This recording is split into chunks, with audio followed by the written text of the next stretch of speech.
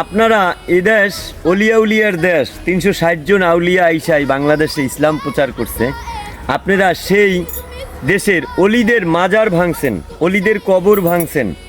আপনাদের কাছে প্রশ্ন, মুসলমান দেশ, ইসলাম কান্ট্রি, আপনারা মুসলিম ইসলামিক দেশে ১০০-র উপরে পতিতা আছে, অর্থাৎ আপনারা আমার ভাই বোন মুসলিম পরিবারের মেয়েরা দেহ বিক্রি কইরা তাদের জীবন চলায়। একটা পতিতা বন্ধ করছেন?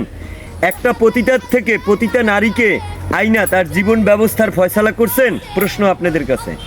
সুদকে আল্লাহ হারাম করছে, একটাও সুদ ব্যবসার ব্যাংক বন্ধ করছেন? না, করেন নাই। এদেশে পাবলিক অফিস দিয়ে সুদের ব্যবসা করে। প্রত্যেকটা এলাকাতে এমনি নর্মাল পাবলিকরা যার 10 লাখ টাকা আছে সে অফিস বানায় সুদ ব্যবসা করে, সেইগুলা পাইলে রাখতেছেন।